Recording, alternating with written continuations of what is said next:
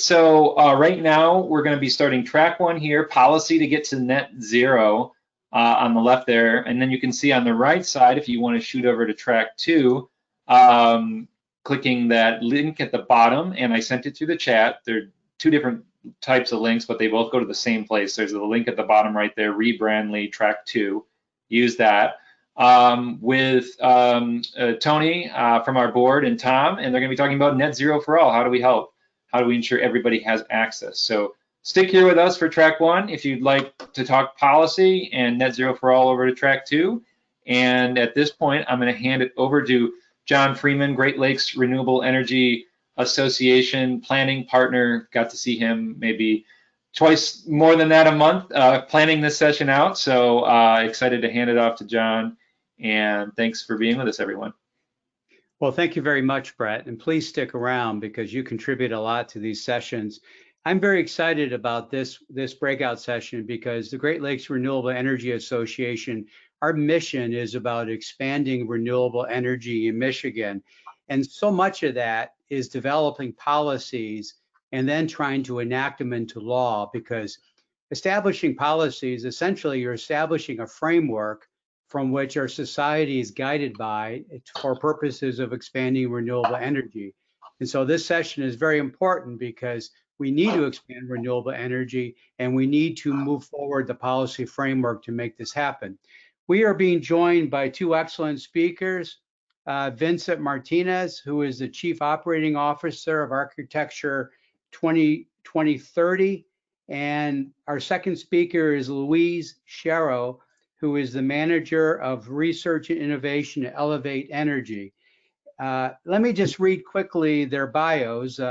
Vincent is, as I said, he's a Chief Operating Officer. He's been at Architecture 2030 for the last 13 years, and he has been working to solve the climate crisis by catalyzing global building decarbonization efforts through the development and activation of robust networks focused on private sector commitments, education, training, and public policies. Vincent has facilitated the collective impact of a large spectrum of industry partners and organizations to create local, regional, national, and international initiatives and programs. As the Chief Operating Officer, Vincent executes Architecture's 2030 goals by coordinating their exceptional staff on strategic, impactful projects and programs. And he also sets the organization's vision and currently leads Architecture 2030's work on urban zero net carbon buildings and public policy, including the Zero Code, Achieving Zero Framework, and Zero Cities Project with 11 leading US cities. Louise Sharrow is a manager, as I said, of research and innovation at Elevate Energy, which is a nonprofit organization dedicated to designing and implementing efficiency programs that lower costs, protect the environment, ensure the benefits of energy efficiency reach those who need them the most. In this role, Ms. Sharrow conducts quantitative and qualitative research on topics including energy and affordable housing, water affordability, and building decarbonization. Ms. Sharrow also contributes to the implementation of innovative demonstration programs and applied research for external clients. So we're going to have Vincent begin first, and welcome, Vincent, and we look forward to your presentation. Then we'll follow immediately Louise, and then for the last 15 minutes, we'll have question and answers. So take it away, Vincent, and thank you very much for joining us. Great, thank you, John. And John, can you see my screen? I want to make sure that it's displaying. Not yet. Let's try that again.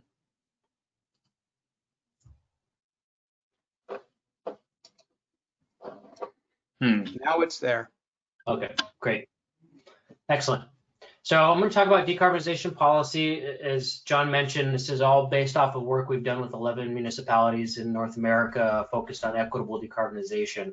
But first I want to start off by, I'm sure you're all aware of this and you've heard it in previous presenters, but just to remind everybody that we are officially in a climate emergency. And with an emergency, as we well know, timing is everything. So these policies have to be put in that perspective of a climate emergency and with timing. Just want to make sure that that stays, and I'm going to bring that back. And what the climate science is telling us is that we need to phase out greenhouse gas emissions in the building sector by 2040. And the next 10 years, we need to see a 50 to 65% reduction. But this is what the typical business as usual looks like. This is a typical developed city, for example. You could treat it as a region, but we recognize that everything we have right now is existing building stock, and it has a certain amount of emissions associated with it. We might demolish some of these buildings over time, over the next 20 years, and we're going to add some buildings over time in the next 20 years. And so we can get a sense of scale between existing buildings and new construction as to where the relative carbon emission impacts are going to be. And if we break this apart and we look at the fuel choices and where these emissions are coming from by fuel, we can see that, and this is an example, but this would be typical for your region in Michigan as well, maybe even a little bit more, that about roughly 40% of the energy consumption and associated emissions in each of these categories is coming from burning fossil fuels on site. The rest is coming from are the emissions associated with the electrical grid.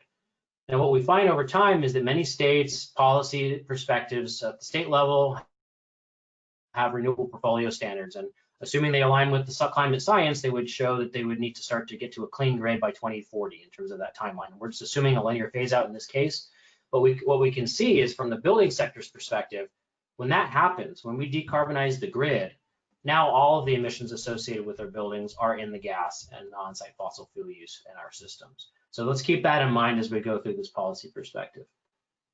First, let's talk about that yellow sliver that I showed at the beginning in new construction.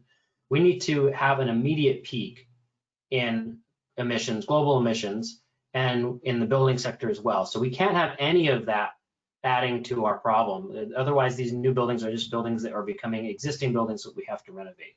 So new construction needs to come in at zero emissions. So really important to recognize here from a global perspective is that over the next 40 years, we're expected to add 2.4 trillion square feet, which is double the current global building stock, essentially. We will double it. We currently have about 2.4 trillion square feet now, so we're going to add a new planet to this planet in the next 4 decades. And most of this will take place in urban areas. So this is a tremendous amount of construction. So we can't have any of that being things that we have to renovate over time, which means we need zero emissions now. So what does zero emission new construction require? From a policy perspective, it requires that those new buildings be highly energy efficient. And we have model building energy conservation codes to do that, we're going to talk about. It also requires that we don't add in fossil fuel-based systems into the buildings themselves right now that we're just going to have to retrofit out later. And so this is where the idea of building electrification comes in and making sure those buildings are fully electrified and then take advantage of the procurement of carbon-free renewable energy sources. So this is the mix, a highly energy efficient building that's all electric, no fossil fuel burning on site, and then powered by renewable electricity. That's the equation. So when we look at it from a policy perspective on energy efficiency, this is something we've been doing for the last 40 years. We've had great model standards, energy conservation codes that are built from ASHRAE standards. Title 24 happens in California, and then the latest International Energy Conservation Code. And then in Europe and in China, they also have energy conservation codes that we can look at as policy precedents. So we've really done this. We're ratcheting up efficiency over time. The latest energy IECC 2021 is going to be published any day now and has significant energy conservation over the last version. So now we need to get policymakers, including the state of Michigan, to adopt the latest energy efficiency codes and make sure your buildings are coming in at the latest standards. Now, in terms of electrification, we're seeing a big policy movement here. This started last June in Berkeley, where they were the first city in North America to ban gas for new construction. It's an outright ban in the city of Berkeley. And since that point, 33 jurisdictions in the state of California have either banned getting gas in new construction, or they're heavily disincentivizing it, creating a number of different challenges if you're going to be putting gas in new infrastructure in your building. This is not just a California piece, but I do want to note something that's really important, which is that one of the main utility in that region, Pacific Gas and Electric, a dual fuel utility, electric and gas, came out in support of this legislation in Berkeley, saying they understand the writing on the wall in terms of climate change. They understand that the transition is needed and that they will be moving to transitional away from the gas infrastructure into all electric infrastructure over the next decade. So they're very supportive of these kinds of policies, and starting with the new construction. This is not isolated to North America. We're seeing this in the Northeast in North America, but also across Europe and many member states that already have bans on installing new gas infrastructure in many homes and in other building typologies as well throughout Europe. So we're seeing a policy wave now moving in this direction. And we can talk in the question and answer about what other motivations and co-benefits we're getting out of building electrification. And I know Louise is going to talk about that as well. In terms of renewable energy standards, the European Commission has a directive. We worked with the Chinese Academic Building Research Organization to develop an on and off-site renewable standard. And our Zero Code that Architecture 2030 launched just 2 years ago was championed by AIA in the latest energy conservation code from IECC, and is included as a renewable energy appendix in that standard. And that's available, and it will be available in the next few days for jurisdictions to adopt a renewable requirement for new construction, either on or off-site. So that's the policy mechanisms and the direction that we're seeing in terms of new construction. Now let's pivot and talk about existing buildings. First off, it's important to note that, again, all of those existing buildings are here. Many of them, about 3/4 of them, will be around with us over the next 4 decades. And that's where most of the emissions is happening in these urban environments. If you look at global emissions, about 75% of global emissions happen in cities, in urban environments. And the majority of the emissions in cities comes from our existing building stock. Even in cities that you wouldn't think are very dense or have really clean electric grids, it's still at least half of the problem from greenhouse gas perspective is the buildings in these urban environments. So again, cities are 3/4 of the problem of emissions. Buildings are 3/4 of the problems within cities. So how do we break this apart? This is where I live in Seattle, Washington. We think about these cities as these vast ecosystems of buildings, but how do we really define and break apart to get at hundreds of thousands, if not millions of buildings over time? What we can start to see is that there are high-rise buildings in dense downtown urban cores in any city across the country or around the world. And what we find within there is that a very small number of buildings, in the case of Seattle, about 5,100 buildings, about 2.8% of all the buildings in Seattle are responsible for 45% building sector emissions. That's why you're seeing building disclosure and transparency policies dedicated to large buildings, and now building performance standards, which we'll talk about, dedicated to those large buildings. Just a few assets there, you can tackle half the problem in the building sector. Now, then you have everybody else, that all these small buildings. In the case of Seattle, it's 177,000 buildings, and this is true across any city across. So you have now, they're responsible for the other 55%. How do we get at all of these small buildings? This is really where the focus of the presentation will be. So we created a framework, which we call Achieving Zero, that again analyzed all of this in 11 jurisdictions in order to better understand this problem. And what we find is that we certainly require that those buildings go through some sort of energy efficiency upgrade, that those buildings electrify, so that we take out the gas systems that are contributing to climate change out of those thousands and thousands of buildings. And then they're powered by renewable energy. And that can either happen on site or through procurement or through the changes in the grid. So the same equation that we saw for new construction applies to existing buildings, but the mechanisms to get at this are very different. It's not a one-size-fits-all. First off, we have to think about how do we segment the building sector. I talked about the big and small issue, and that would be half the problem from one side and half on the other. It also could be a commercial or residential split. It could be an occupancy perspective or an ownership perspective, like owner-occupied buildings or renter-occupied buildings. We're seeing policies being dedicated to each of those types. And then once we define the who is affected, we have to define what the policy will require. And within this, we've seen 2 different types of policy choices. There are performance-based policies. These are the building performance standards. These are the local law 97 in New York, if you're following that. It's saying by a certain date, we want to see a certain level of performance. And these are policies that are really good at allowing for choice, but we create more decision making. So they apply really well for more complex building types, and they do require audits and time and money and decision making.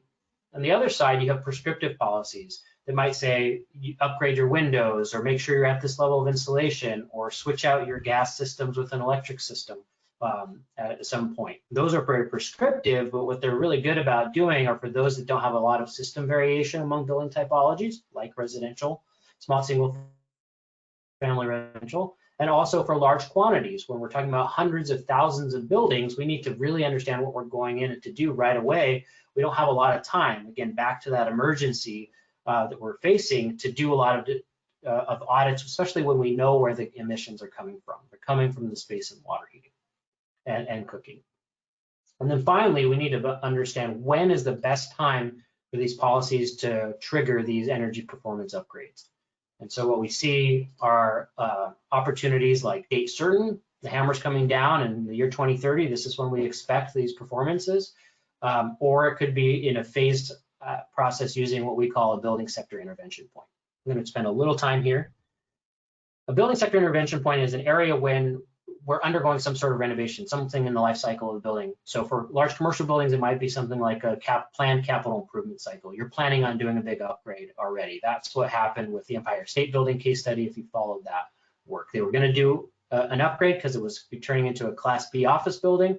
They wanted to do that upgrade and make it Class A, and they did the energy conservation and the energy upgrades for at the same time. Another really effective policy mechanisms are point of sale, point of lease, point of renovation, and equipment replacement. Sale is really great as a mechanism. We've seen a number of policy precedents in this because there's financing associated. The property is typically vacated if it's smaller commercial for like a residential, for example, and the owner and the seller and the buyer can negotiate who's paying for those upgrade costs. It's a great time when people are doing renovations anyway before they move into the property. Lease is very similar. It's sometime when the property is vacant. We're seeing smart regulations, like for example, out of the city of Boulder in this direction, requiring rental property owners to make upgrades before new tenants move in. And then, of course, if we're undergoing a major renovation, like the Empire State Building option, that's another opportunity. And then any time that a system dies, have a plan to phase that out with something new that's carbon free, meaning moving from our old gas equipment into electric equipment and making sure we're powering with renewables. And then we recognize that there are synergies with life safety upgrades, derelict housing, and resiliency upgrades for seismic or storm prevention or flooding. That's a great time to do these renovations all together. And the reasons for aligning with these intervention points is they reduce upgrade costs. If you're already planning on replacing that system, the premium on a more efficient system or a carbon-free system would be very, very minimal. There's less disruption of the occupants, so it makes a lot of sense to do it at sale or at lease when there's nobody in the building. And then again, the increased financing options. You can tie this in with a 401k loan to your mortgage, do the renovations on top, finance that with a low interest rate for the long term. These are great options. There's great information about this at the Achieving Zero website, which has the policy framework, achieving-zero.org. And now I'm just going to go through one example of what this might look like. I won't spend a lot of time on the big buildings because I know I'm running out of time. But there's, as we mentioned, there's a smaller number of buildings. They typically have the money in the capital improvement cycles, and they have very complex systems with variations among big buildings. So for the most part, we might segment this into multifamily housing or commercial properties in terms of segmentation and policy. And then there might be prescriptive versus performance requirements. We might see performance requirements start to emerge. That's typically what we've seen in large cities on the coast and what we would expect to see even in the Midwest now as policies are being developed. And then finally, those will probably have a date certain approach because they have a capital improvement budget. They make those advancements over time. They can incentivize them before they hit, before the penalties might be required. Now, in terms of small buildings, and I know this is a residential conference, we're talking about tens, hundreds of thousands, even millions of small residential buildings. Typically, the upfront costs are a critical barrier, but they also typically have similar system size or less complex systems. So here, I'm going to go through this very quickly. What we're expecting here is it might have segmentation in policy due to the ownership type. Are they renter occupied or are they owner occupied? Those make a big difference. And then in terms of the requirements, these are probably going to be prescriptive, again, because they eliminate time and costs associated with additional analysis. We know where the emissions are, and to ease implementations and look at economies of scale, buying heat pumps at scale, installing heat pumps at scale, for example, prescriptive requirements work really well. And then in terms of the intervention points, we really need to look at those that are most affordable and have financing options, and then allow for the market workforce to reach a large number of buildings in a short amount of time. We also need to prioritize frontline communities and communities of color and to provide them with the incentives and the benefits of these decarbonization policies right up front. These can be used through incentive mechanisms like PACE financing or on-bill financing, low interest loans, rebates. Many of the things we've used for energy efficiency can be used for decarbonization, including fast-track permitting for new construction. All of this is available on the Achieving Zero website, achieving-zero.org. There's a lot more detail. I strongly urge you to go into that, and I'm really excited to answer your questions in the Q&A. But I want to just leave you with this, that time is counting on us. Again, we're in an emergency. This is the climate countdown clock in New York that just launched a few weeks ago at Climate Week. This is how much time we have left to avert dangerous climate change if we continue to burn emissions at our current levels. So timing is everything. We need to start ratcheting down all this emissions, and this policy perspective provides a planning structure for you to work with your local jurisdictions, with your policymakers, with your city councils, that work within the business framework. Again, you saw things like financing, you saw things like phased intervention points. This is not about turning the switch on everything tomorrow, but this provides us with an economic pathway to reach our decarbonization goals within a time frame that we need to. So I'll pass this over to Louise, and I want to thank you for your time.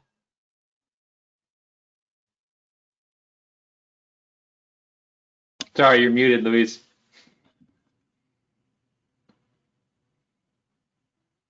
It says you're not, but I can't hear you.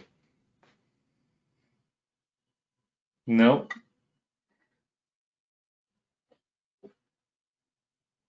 No. Huh. Oh, nope, there we go. Perfect. Yeah? Yeah, there we go. Okay, sorry, I don't know. These headphones were working earlier. Great, thanks. Let me share my screen.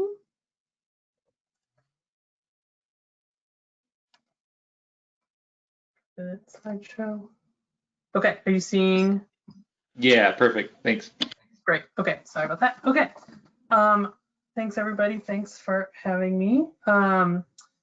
Excited to talk about policy. I'm going to second everything Vincent said and then step back a little bit. I want to talk about sort of a step back from the building level or a step up, and think about state level and utility level policies. So not building specific, but things that impact your building indirectly or impact sort of the environment. So quickly, just to give you a sense of where I'm coming from, as you heard, I work at Elevate. We're a nonprofit focused on ensuring the benefits, clean and efficient energy reach those who need them the most. So that means that my main perspective is of coming from, mostly I think about existing buildings, mostly I think about affordable housing, and I think a lot about multifamily. Although I'm going to show you some research today that's actually specifically about single family, but just to give you a sense where I'm coming from. So the first thing I want to talk about is this study that we just released with Rocky Mountain Institute about building electrification. So I'm going to talk a little bit about that, but how it relates to policy, and then I'm going to talk about policy overall, and maybe talk sort of a little bit of a case study about what we did.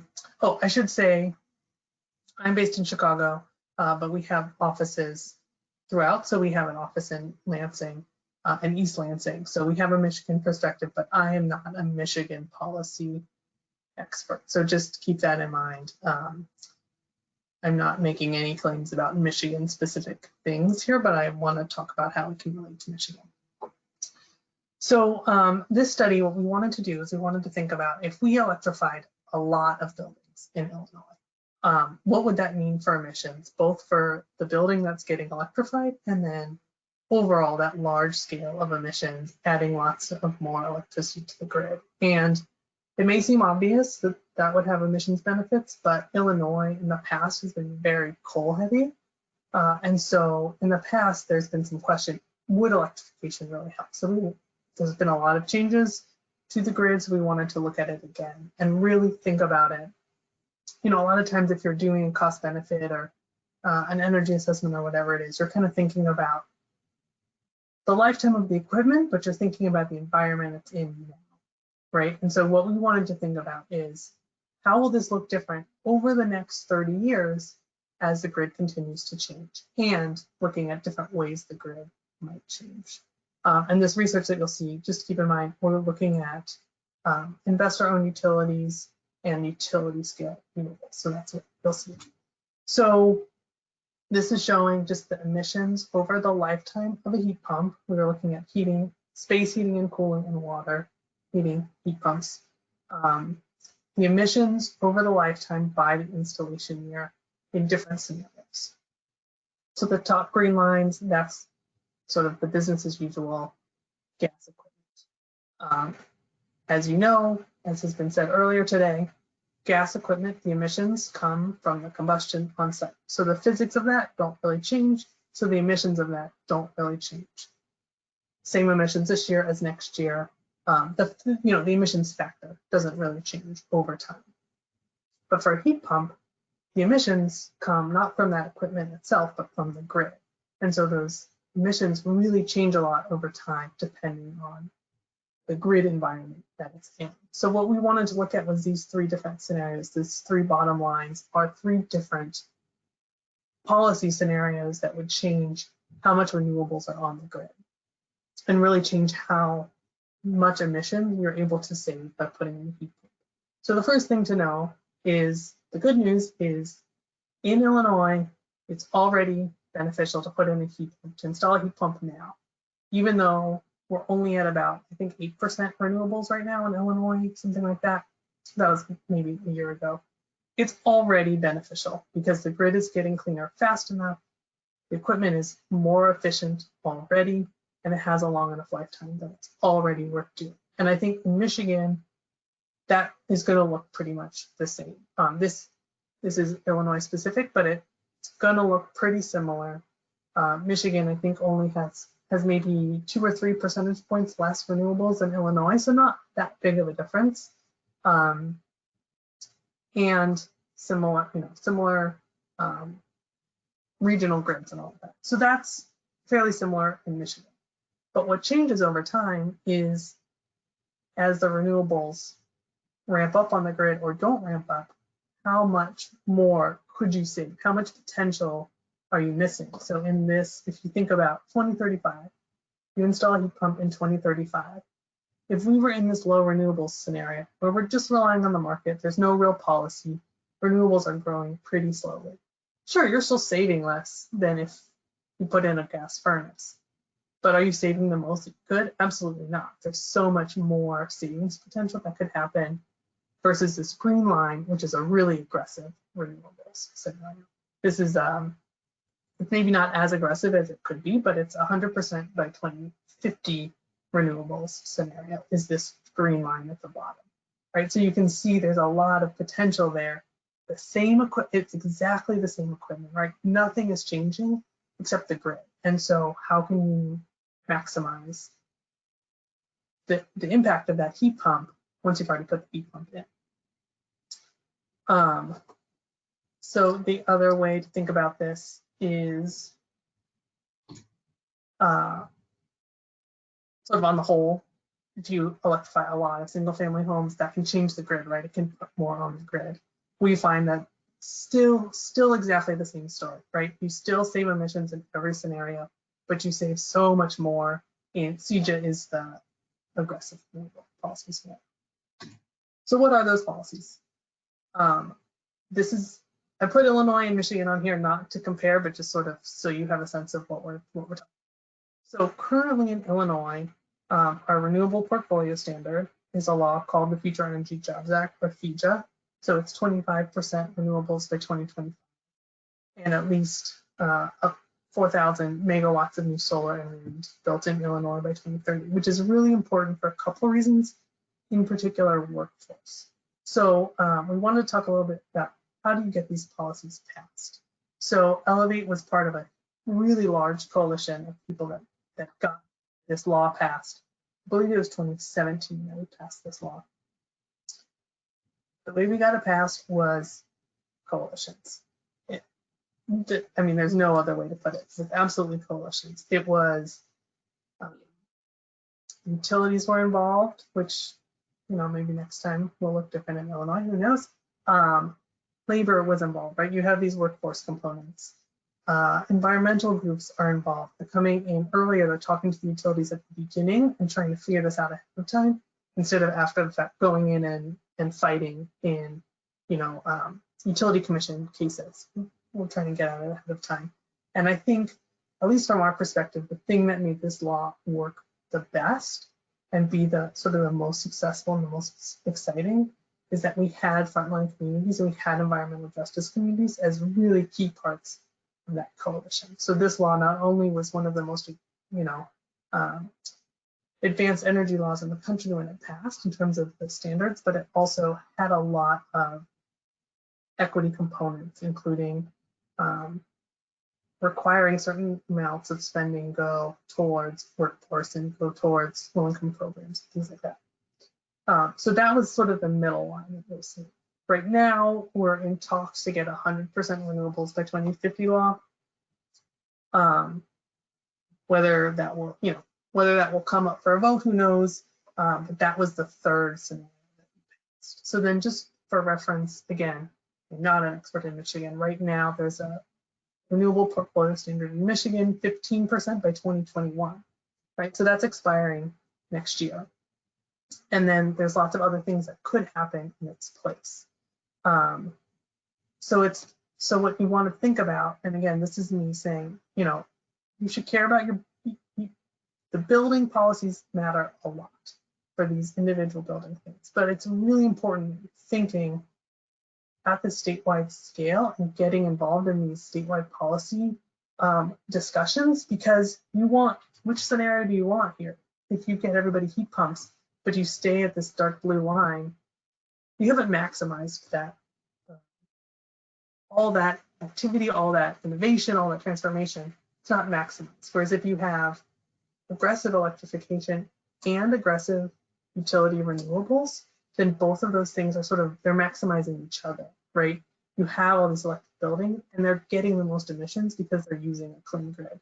And on the other side, you're getting a really clean grid, and now we're putting more things on that grid to use it instead of having this clean grid over here.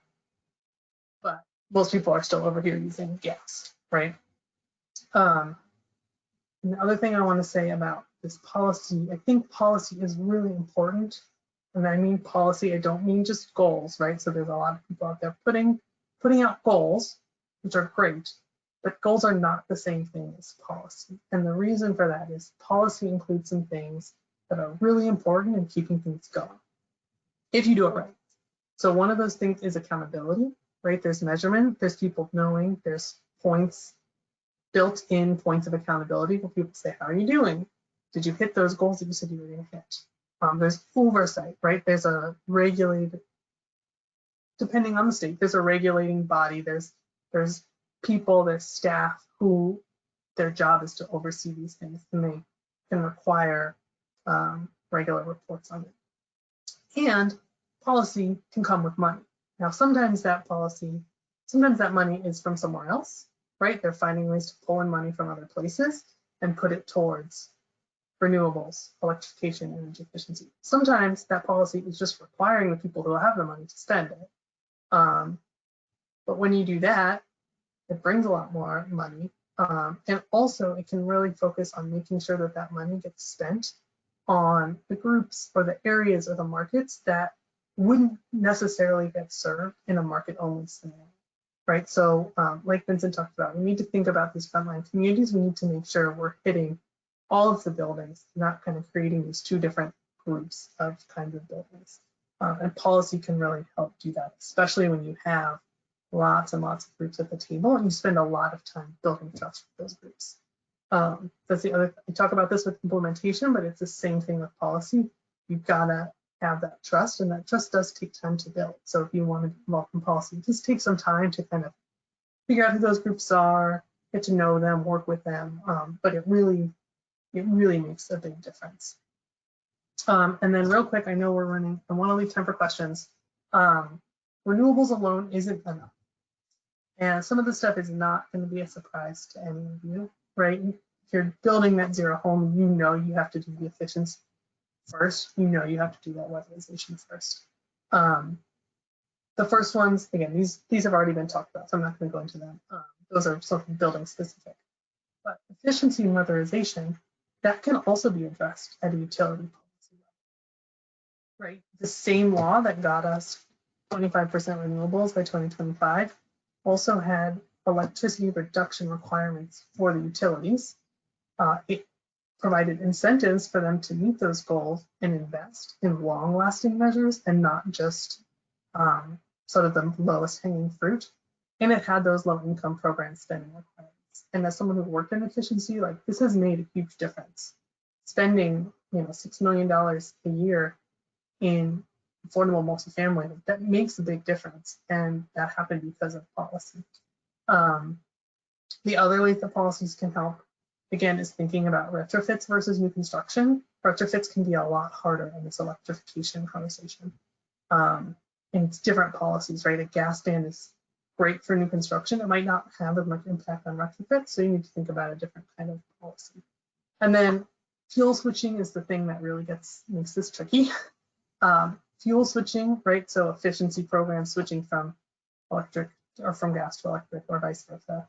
Sometimes it's an actual policy that doesn't allow that. Sometimes it's just sort of long-standing precedent that you don't do that for obvious reasons, right? That you're working with all sorts of utilities. There's sort of obvious reasons in the past why you maybe didn't do that, but that is something that policy can help address to make it easier when you're doing these retrofits to do the thing that's best for the building and best for the climate. And not necessarily just the thing that's, fits in the existing efficiency frameworks. And then health and safety policies. Again, this is health and safety, indoor air quality from combustion, but also spending money on health and safety improvements in buildings so you can do efficiency, something you can do at policy. And then the last thing I'll say, dynamic pricing and varying rates, to make it easier for people to interact with the grid and make sure that the cost of that is manageable. So dynamic pricing, time of use pricing can save people a lot of money. And as the grid changes a lot with electrification, that's going to be really important. So I think I'll just leave it there so that we have time for questions. So I'm a little over. So I'll just stop sharing, I think, and then we can go to questions. Well, thank you very much, both of you. Those were excellent presentations. We only have about 7 or 8 minutes. I just want to throw out one question for both of you to respond to. Both of you talked about the importance of electrifying buildings, electric vehicles, the whole works. So that represents a huge expansion of market for the utilities. I think the figure in Michigan, it represents about a 25% increase in the market for electricity in Michigan. But at the same time, we're also encouraging people to install solar on their homes in order to reduce energy consumption and be net zero. And that represents taking customers away from the utilities, which is a direct threat to their kind of historical business model. So from your professional experience, how do you think we should approach utilities? Because there's obviously a tension where we want to encourage them, we want to support them in electrifying the market, but at the same time, we also want to encourage people to install solar, which means we want to put in policies in place, which frankly is a challenge to their business model. So how do we reconcile this, for lack of a better word, politically? I think it's a good question. I mean, well, first of all, there's two types of utilities, right? The conversation with the electric utilities is entirely different than the one with the gas utilities, because electrifying obviously is much more of an impact to the gas utilities. And for the electric utilities, I think for the most part of when I've talked to them, electrification kind of makes sense for them as long as there is that grid interaction.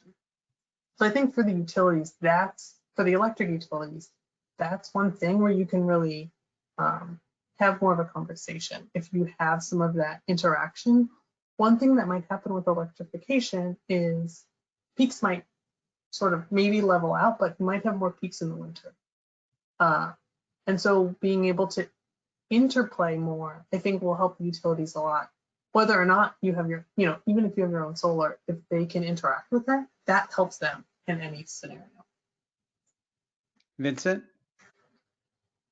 Sure. Yeah, and there's so many layers of this conversation, but I'll keep the high points, John. First off, just to talk about the gas utility, which I know you didn't talk about, but Louise mentioned, is as we transition away from these distributed infrastructures, it's really important we don't leave communities of color and frontline communities behind. And so if more affluent of us can get off of the gas grid, it's just going to increase the costs for those communities that aren't able to do that effectively, which is why I made that point and Louise back that point about making sure they receive those infrastructure first, and we start to phase that out. And also doesn't mean that the gas industry just automatically goes away. They're really good about figuring out how to go within the right of way, go to high energy use customers. So they have to have a transition plan. So that's number one. I just want to make sure that that's outlined. I know that wasn't directly your question, John. To your question though, building electrification is by definition efficiency, as Louise mentioned, because these heat pumps are just so efficient. So for the most part, from the building sector's perspective, we're not gonna, as we do this transition, we're not gonna overload the grid overnight the way that electric vehicles might as we start to flood the market with those, because it will be highly energy efficient and add on to the grid. The other piece on your solar question is I agree with Louise, it's about the interaction with the utility. It's like your bank. They're not going away. We might treat them differently. It might be like an energy bank. You're going to produce at certain times. They're going to send it to them. They're going to send you at other times. And that's when storage becomes such a big issue. And Louise is right. It might be more seasonal storage than it is peak storage in a daily manner. So seasonal storage, for the most part, will have to happen at a grid or a district level. Because of the way that the infrastructure is handling. You're not necessarily going to hold a bunch of batteries in your garage waiting for the winter, and then you're going to kick them all in to run, when the sun's not shining and loads are high. So a lot of these things have to be looked at the appropriate scale. So the utilities are going to play ball, not only because they're seeing the expansion of their market base with more electric customers, but they have to figure out a new way to interact with the grid. And both grids, both infrastructures, gas and electric, are really old. I just did a presentation for Michigan this morning, and most of the systems are over 50 years old. About 30% of them are built before 1975 in the state of Michigan. So when we're talking about what should we invest in terms of infrastructure, we should be building more smart grids that can interact and play with the solar than investing in leaky, methane leaking gas infrastructure that's only going to be left to communities of color to have to deal with. What's interesting in Michigan is that the two major utilities are a combination electrical and natural gas. Consumers Energy sells both and DTE sells both. And in fact, DTE is building a monster new, natural gas generating plant, to replace some of the coal they're shutting down. So, and they own pipelines in Ohio and Pennsylvania for natural gas. So it's a very heavily vertically integrated company. I think that, can I add one more thing about that? Of course, go ahead. I think one thing we learned from passing FEJA that it's a lot more work, but I think it worked pretty well for us, was we put a lot of things into one bill. And so instead of having just a bill about net metering by itself, which might be net negative for the utilities, if you put that in a bill with something else that is better, then you can get both of those things. And so what was the sweetener in the bill for the utilities in Illinois? Was it the bailout of the nuclear plants? Yeah, it was nuclear in Illinois for FEJA, but for CEJA, that's not the case. I'm not sure what it is for the new stuff that we're negotiating. The utilities aren't as involved in CEJA for many reasons. But yeah, I think for FEJA, it was the nuclear. But we got to that because they were at least at the table to tell us what they wanted. So I think if you bring more things together, you at least have the potential for that. Right. I think that's about right. I think maybe we have one, actually it's 7:45. Brett, I think we're on time. Should we switch back? I just want to thank Louise and Vincent. You both were marvelous, great presentations. I know we'll get access to your PowerPoints and share them with everybody who came on. Yeah. I really appreciate the time you gave, and you're doing incredible work, and continue doing it, please. Thanks for having us.